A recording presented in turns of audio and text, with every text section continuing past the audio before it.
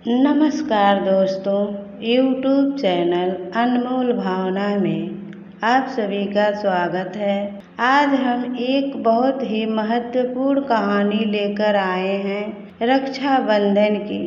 तो कहानी सुनने से पहले अभी तक हमारे चैनल को सब्सक्राइब नहीं किए हैं तो सब्सक्राइब कर लीजिएगा और साथ ही वीडियो को लाइक करें, शेयर करें और कमेंट में प्यारा प्यारा कमेंट किया करिए। अब सुनिए यह कहानी। किसी गांव में एक राजा था। उसके 7 लड़के और एक लड़की थी। राजा अपनी लड़की को बड़ी प्रेम से सोन चिड़ैया कहकर बुलाता था। अपनी लड़की का नाम राजा ने सोन चिड़ैया रखा था। राजा ने अपने 7 लड़कों का विवाह कर दिया था। लड़की अभी छोटी थी, उसका विवाह नहीं किया था। एक दिन राजा शिकार करने गया और वह जब शिकार करके वापस आ रहा था, रास्ते में उसकी मृत्यु हो गई। पिता के मरने के बाद 7 भाई के सिर पर पूरे घर और राज्यपाट की जिम्मेदारी आ गई। एक दिन 7 भाई काम के सिलसिले में बाहर जाने लगे। सभी भाई अपनी पत्नियों से बोला कि हमारे बहन का अच्छे से ख्याल रखना, इसको किसी चीज की कमी नहीं होनी चाहिए। 7 भाई की पत्नियां ने बोली, ठीक है। इसके बाद 7 भाई चले गए। भाइयों के जाने के बाद सोन चिड़ैया की भाभियों ने उससे बहुत काम करवाने लगी। सबसे छोटी वाली भाभी उससे काम नहीं करवाती थी। बाकी जो 6 भाभियां थीं उससे बहुत काम करवाती थीं। एक दिन की बात है, शाम हो रहा था। बड़ी वाली भाभी ने कहा सोन चिड़ैया से, जंगल में जाओ और जंगल से लकड़ी लेकर आओ। सोन चिड़ैया ने अपनी भाभी से रस्सी मांगी तो भाभी ने कहा बिना रस्सी के जाओ। सोन चिड़ैया मन में सोच रही थी कि भला बिना रस्सी के कैसे मैं लकड़ी लेकर आऊंगी। सोन चिड़ैया जंगल में गई और लकड़ी एकत्रित किया। जब लकड़ी एकत्रित हो गया तब सोन चिड़ैया जंगल में बैठकर रोने लगी और परमात्मा को याद करने लगी, भगवान मेरी सहायता कीजिए। मैं इतनी सारी लकड़ियाँ बिना बांधे कैसे लेकर जाऊं? मुझ पर कृपा करें भगवान, मुझ पर कृपा करें। तभी भगवान की कृपा से वहाँ एक सांप आया। उसने सोन चिड़ैया को रोते देखकर पूछा कि क्यों रो रही हो? सोन चिड़ैया बोली कि मेरी भाभी इंतजार कर रही होंगी कि मैं लकड़ी लेकर आऊं तो वह खाना बनाएंगी। मेरे पास तो रस्सी नहीं है तो मैं कैसे यह सारी लकड़ियां बिना बांधे लेकर जाऊं? सांप ने बोला कि बस इतनी सी बात, मेरे ऊपर लकड़ी लाकर रख दो। सोन चिड़ैया ने वैसा ही किया जैसा सांप ने कहा था। सोन चिड़ैया सारी लकड़ी को सांप के ऊपर लाकर रख दिया और लकड़ी को सांप ने लपेट लिया। फिर सोन चिड़ैया सोच में पड़ गई। सांप ने बोला कि अब क्या हुआ? लड़की बोली, तुम्हें अगर मेरी भाभी देख ली तो तुम्हें मार देंगी।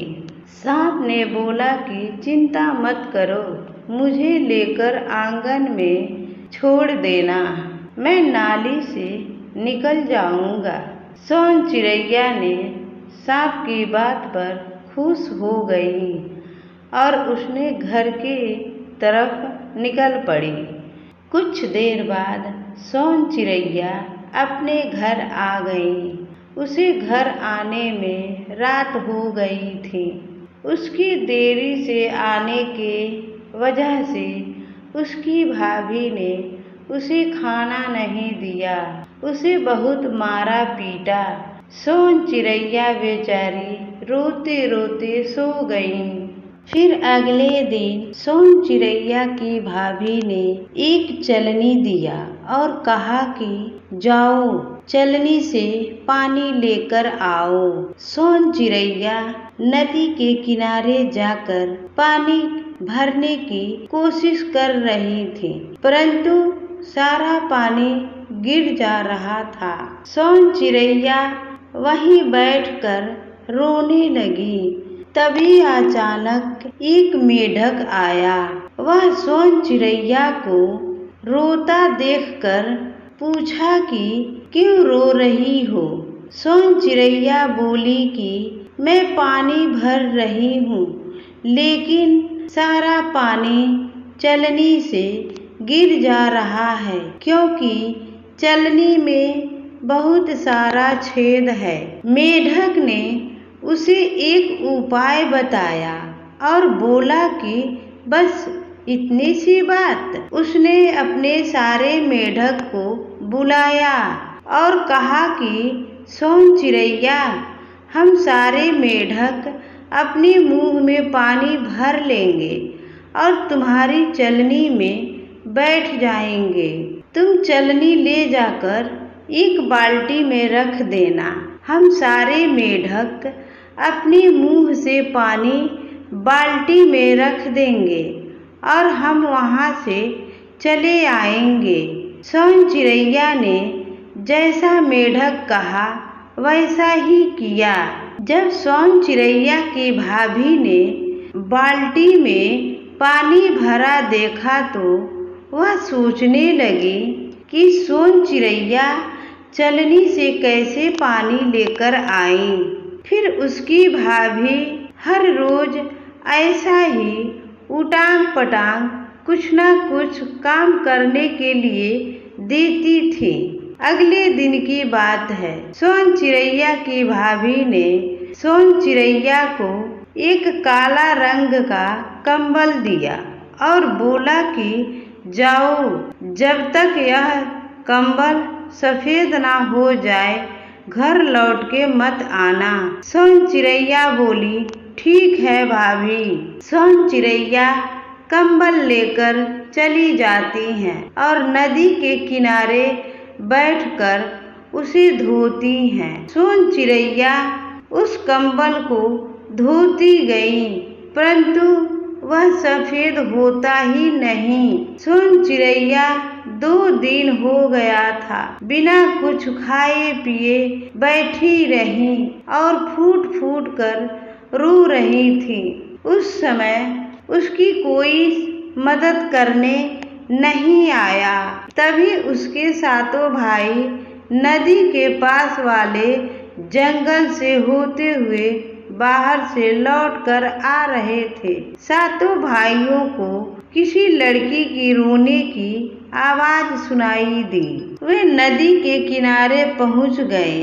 अपनी बहन को इस हालत में देखकर उन सभी भाइयों का दिमाग खराब हो गया और पूछा कि बहन, यह हालत किसने किया है। सोन चिड़ैया ने अपने भाइयों को सब कुछ बता दिया। इसके बाद सातों भाइयों ने बहन को साथ लेकर घर आए और बहन को बाहर ही कहीं छुपा दिया और बोला कि जब तक हम में से कोई ना आए यहाँ से कहीं जाना मत। इसके बाद वह घर के अंदर चले जाते हैं। सारी पत्नियां अपने पति को देखकर इतनी खुश हो जाती हैं कि पूछो मत। कोई पानी लेकर आती हैं तो कोई पंखे से हवा देती हैं। तभी एक भाई बोला कि मेरी प्यारी बहन कहाँ है, दिखाई नहीं दे रही हैं। तभी एक भाभी बोलती हैं, यहीं पर कहीं खेल रही होंगी। तुरंत दूसरी भाभी बोलती हैं, अभी तो दूध भात खाकर गई हैं, कहीं खेल रही होंगी। तभी एक पत्नी बोली कि आप लोग पहले खाना खाइए, वे आ जाएंगी। एक भाई बाहर जाता है और अपने बहन को अंदर लेकर आता है और अपनी पत्नी से पूछते हैं कि यही दूध भात खाई हैं, अगर खाई होती तो यह हालत नहीं रहती। मेरी बहन की क्या हालत हो गई है।